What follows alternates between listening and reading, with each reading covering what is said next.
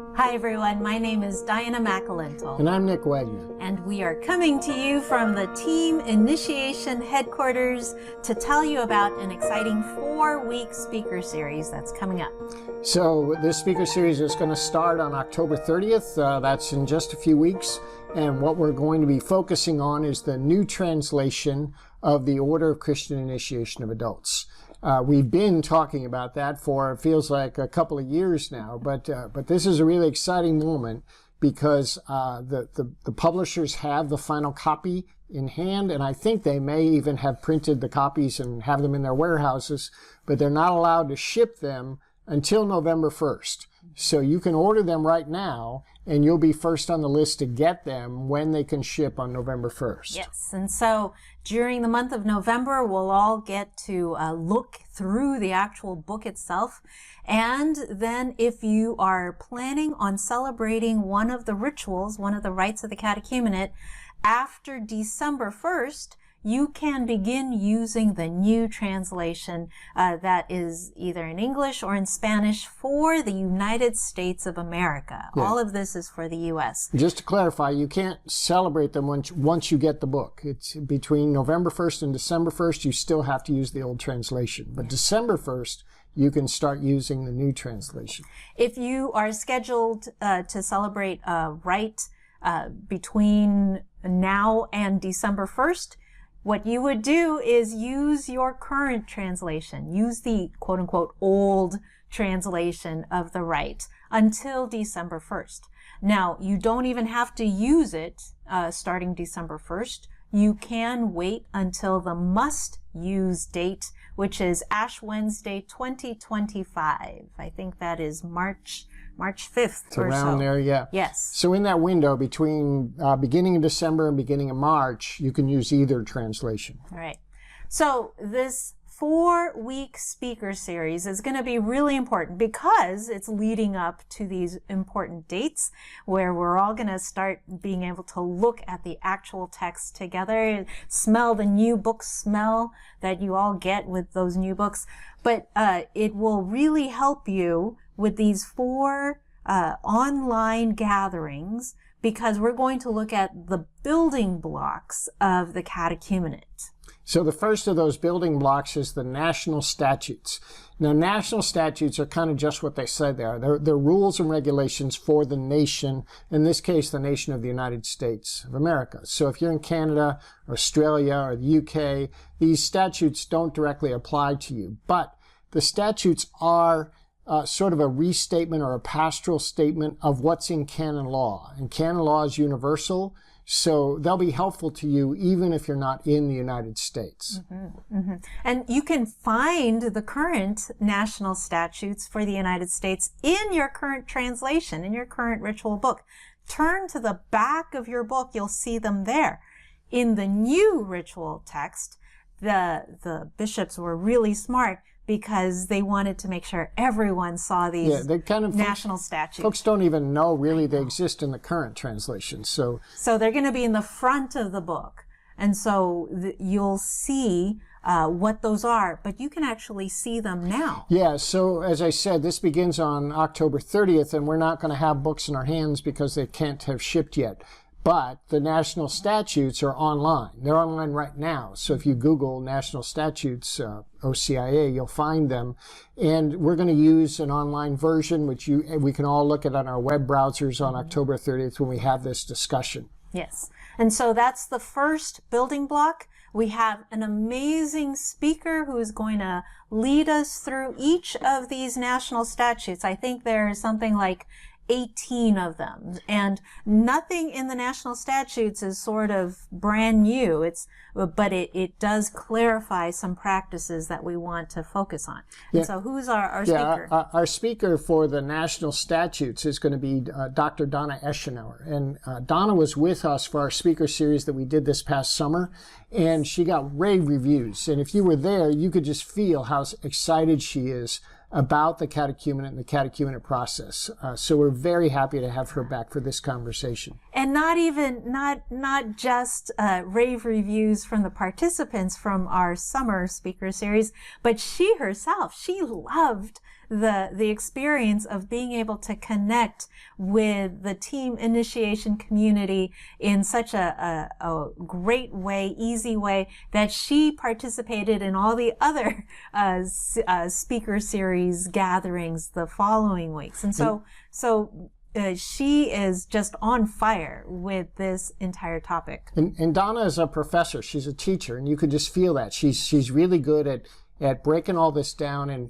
relatable ways that folks can understand. And so I think if you weren't exposed to her in our previous series, you're definitely going to want to sign up and just get the flavor of her vision for this and her really grasp of how this catechumenate process changes lives. So Dr. Donna Eschenauer, our first speaker in our fall speaker series, that's going to take place Wednesday, October 30 at 11 a.m. Pacific time in the United States.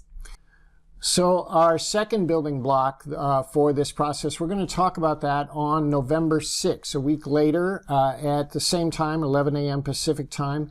And the topic for that building block is going to be who's on your team.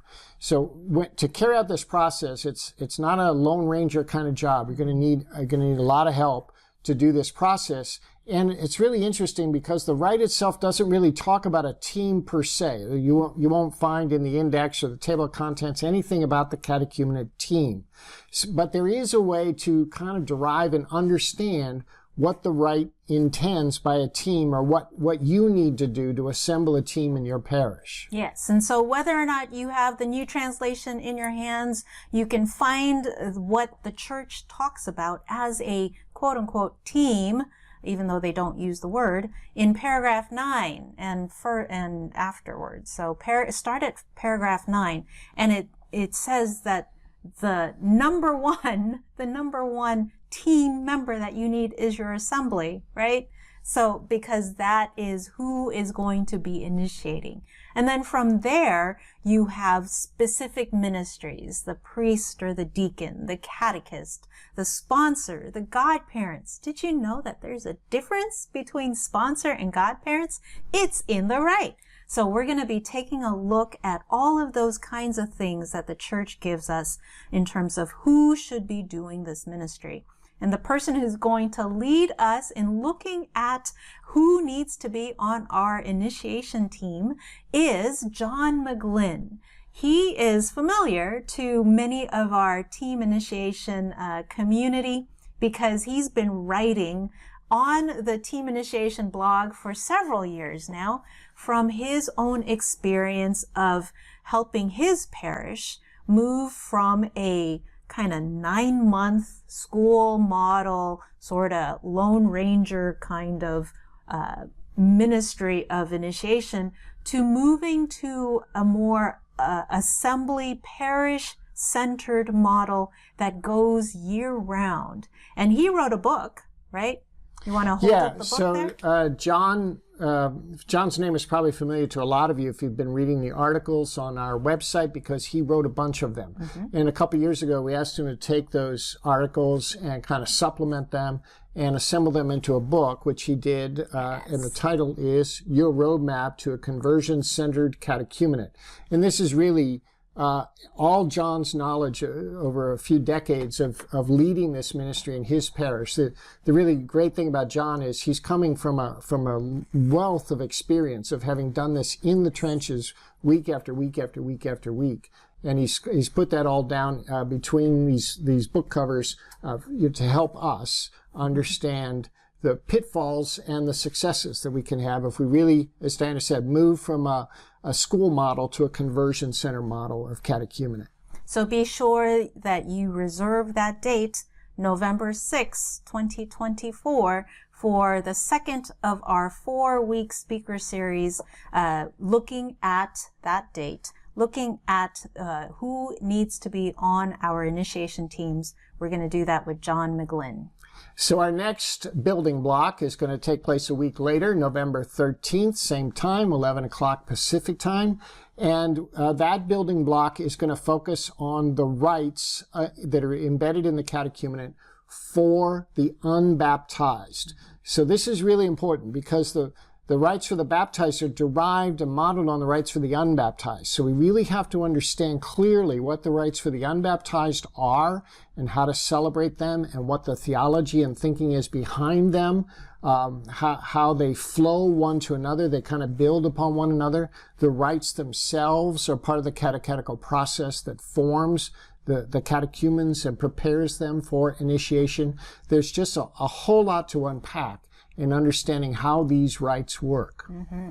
And especially if you are brand new to this ministry, this date, November 13, where we're going to look at the rites for the unbaptized, that's going to be so important for you, because I remember when I was starting off in this amazing ministry, just wrapping my head around all of these different rituals and who should be celebrating them and who shouldn't.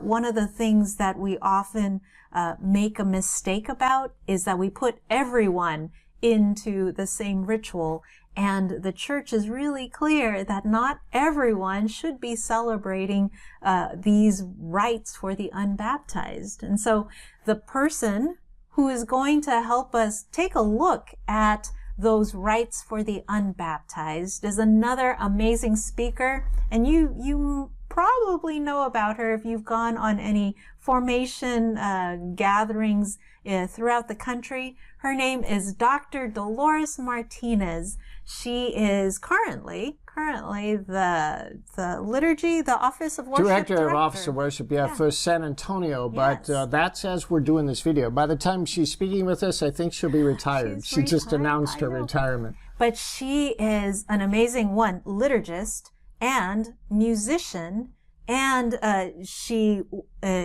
herself speaks English and Spanish and works a lot with intercultural communities, helping them celebrate together and understand this process together.